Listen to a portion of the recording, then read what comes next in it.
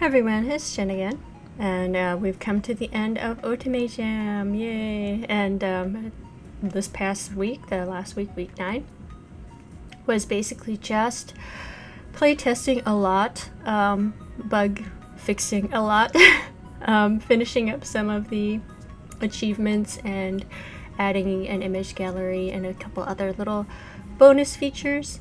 So it was really great having all that extra time in the second half of OtomeJam to just work on refinements and adding features, and I can really safely say I think this is one of the most polished things that I've come out with yet, which I guess probably isn't saying that much, but and a lot of it is thanks to Echo Berry and her awesome GUI and design sense. But I am very happy with our result, and it was a great experience and it's really fun. Today's topic, I wanted to talk about avoiding burnout, and it's interesting because I think I can safely say that I've conquered the whole creative cycle of like a burnout that I've been struggling with for my entire adult life in the last couple years. Those are the last 2 game jams that I've worked on. I'm not gonna lie, I go really hard when I produce anything, pretty much. And I think if you look at my body of work then and my release schedule, that it's just, I produce a lot, given that I work full-time and I'm also taking care of my family. So I'm not going to sugarcoat it that that I'm just kind of like taking up everything at this like relaxed pace. Like I go pretty hard on everything that I do, and even at my job, when I am working on things at work, I go pretty hard too. And when I spend time with family, even, I would say that I focus pretty hard on them as well. So how do I avoid burnout while I'm like doing so much?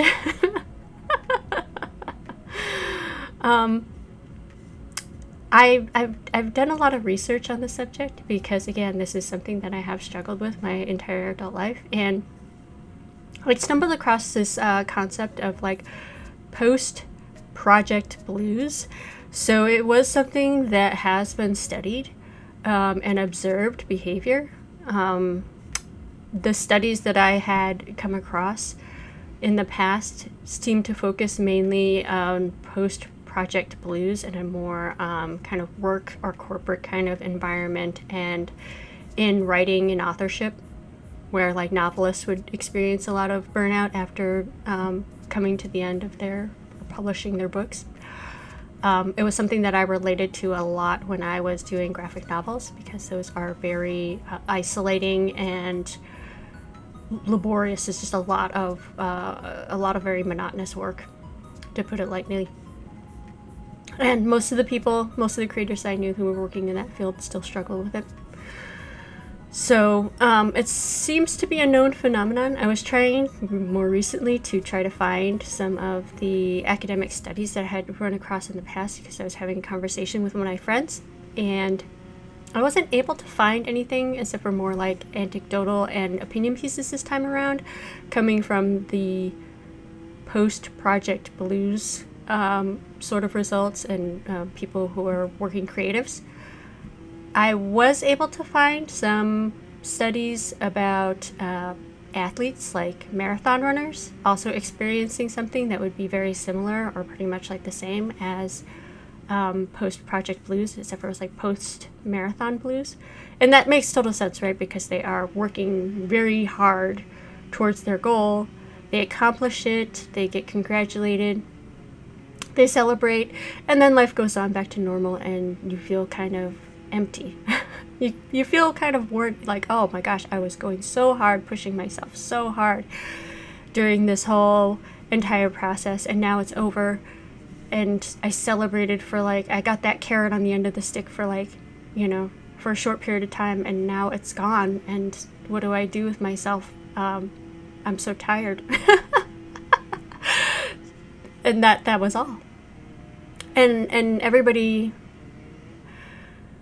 can suffer from that, no matter what type of reward you get at the end. Even if you win a medal or you become rich and famous, It doesn't stop life from moving on after you've reached your big goal.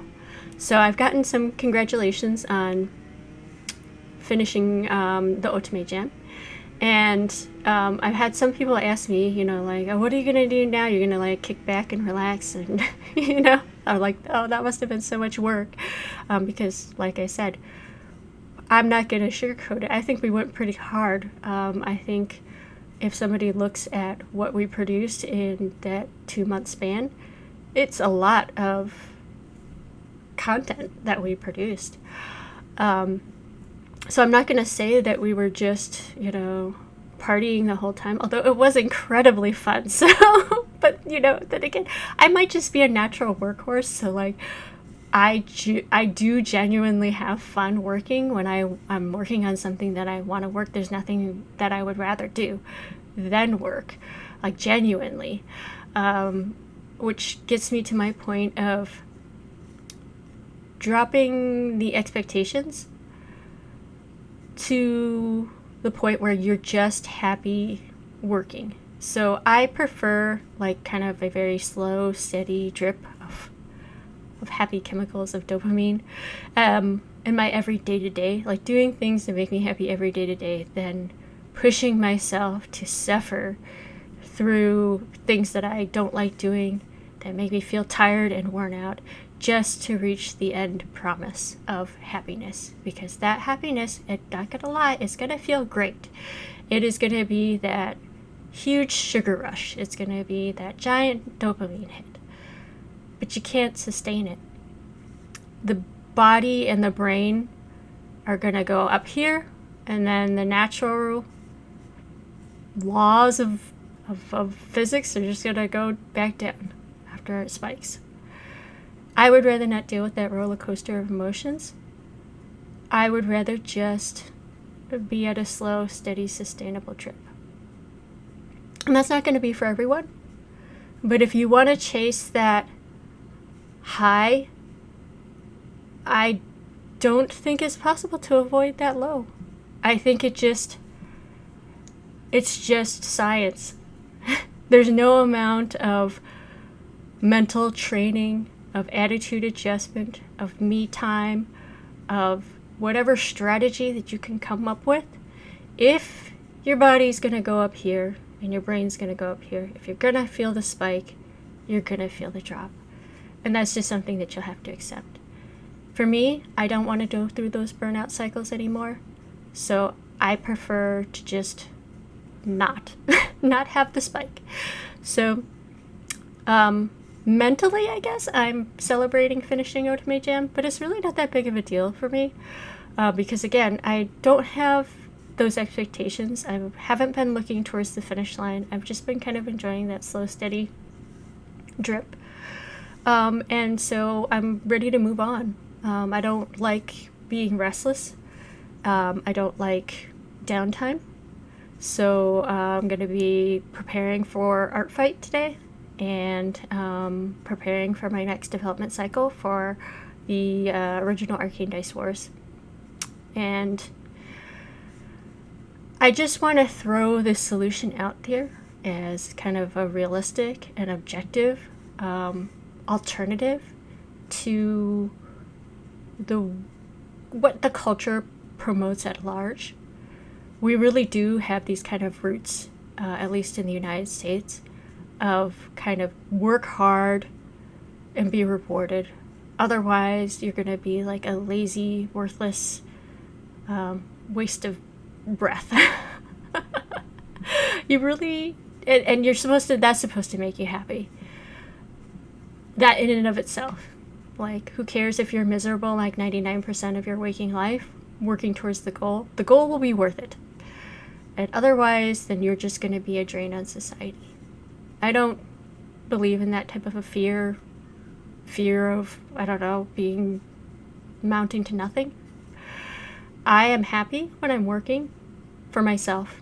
And I think that most people, when I look at children, most people are happy to be productive.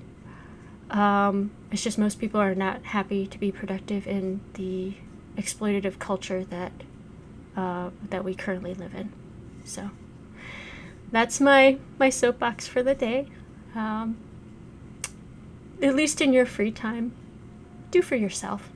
And don't forget to enjoy the process. Take care. Bye-bye.